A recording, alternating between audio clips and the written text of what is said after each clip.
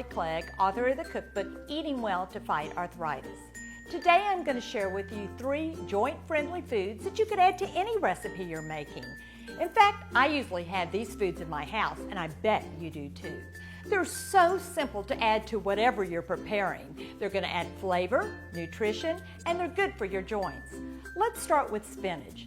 Spinach is a green leafy vegetable, and it's packed with vitamin A, C, and K. Popeye said spinach made you strong, but we know it's good for your joints. Spinach is so versatile, and I always have spinach to add whatever I'm making, whether a recipe calls for it or not.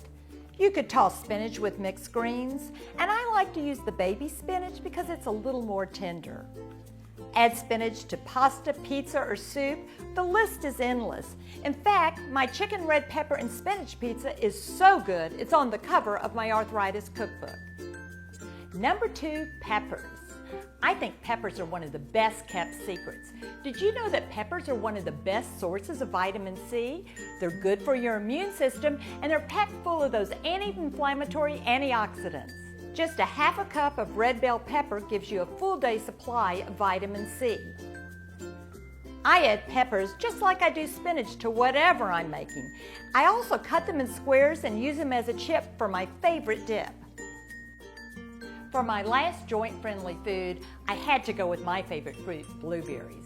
Blueberries have been touted as a superfood, and they are. Blueberries top the chart in antioxidants, protecting the body from inflammation. Add blueberries to whatever you're baking, from desserts to muffins. Who doesn't like a blueberry muffin, especially with my easy, healthy blueberry muffin recipe?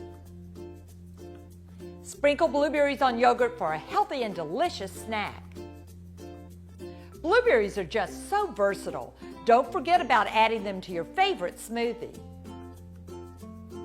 See how easy it is to add these joint-friendly foods to whatever you're cooking? Get creative in the kitchen with these foods.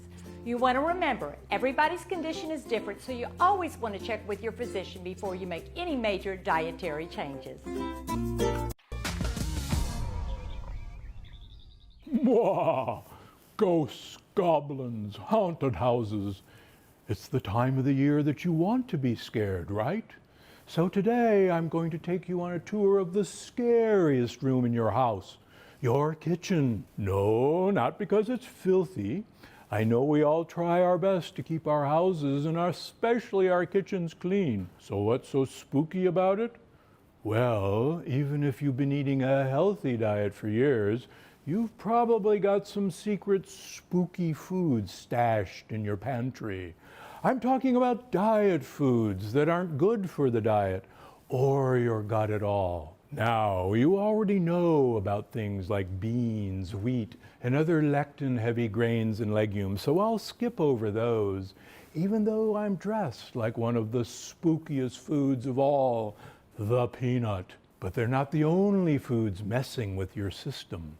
In fact, some of the biggest health food trends may actually be doing more harm than good, like gluten-free. But wait, you said gluten is bad for me, so why isn't gluten-free food good?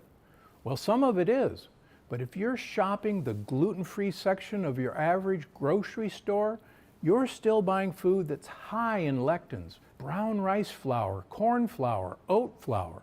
Plus, most gluten-free foods are loaded in sugar, far more than the gluten-containing food they replace. So even though they're gluten-free, they're terrible for your gut. Low fat. Turns out the biggest diet trend in the 80s and 90s, low-fat food, was dead wrong. The truth is, eating fat doesn't make you fat. In fact, foods rich in healthy fats are diet staples for some of the healthiest people in the world. And here's the thing about fat. It makes food flavorful.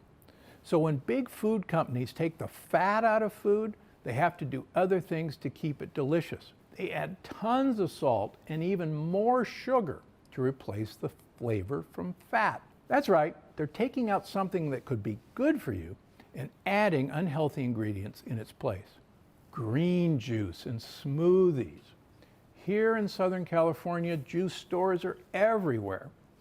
If you're drinking straight up kale juice, that's not inherently bad for you. But here's the thing. You're better off eating your greens. That way you get to enjoy all that gut-healthy fiber instead of throwing it out. In fact, you're better off throwing out the juice and eating the fiber left in your juicer. You know, the stuff that most people throw out. It's actually good in baked goods or mixed into a goat yogurt. And don't get me started on bottled green juice or smoothies. Most of them have tons of added sugar. And sure, that sugar may have come from fruit, but you know what I say, fruit is nature's candy. That means you shouldn't go overboard and eat a ton of it. And those juices and smoothies, some of them have 4, 5, even 6 servings of fruit each. Not exactly moderation if you ask me. Yogurt. In the past few years, it seems like Greek yogurt is the new whole grains, in that it's a trendy health food that pops up in everything. But here's the thing about Greek yogurt. It's not Greek at all. It doesn't come from Greece. In fact, the Greek yogurt sold in this country comes from regular old American cows. So it's got plenty of casein A1 in it. That's the protein most people who think they're lactose intolerant actually have a problem with. But what about the probiotics? Well, most yogurt on the shelves is actually pretty low in live active probiotics, if they have any at all. And flavored yogurts are so high in sugar that it balances out any benefits. Sports drinks. Please don't fall for the advertising. Just because your favorite athlete is selling the drink doesn't mean it's healthy. And sure, if you're training for 8 to 10 hours a day like an elite athlete is, you can probably get away with the occasional sports drink. But why? They're high in sugar or worse, artificial sweeteners. And for the average person, you're better off drinking water at the gym or to recover from a workout. So what's the big takeaway here? Just because it's marketed as healthy doesn't mean it's actually healthy. Shop smart, read labels carefully, and whatever you do, don't fall for marketing tricks. Because I'm Dr. Gundry, and I'm always looking out for you. Thanks for watching. Click the circular channel icon to subscribe and make sure you don't miss a single video. Click on the left to watch another great video, and don't forget to visit my website for more of my best tips. Because I'm Dr. Gundry, and I'm always looking out for you.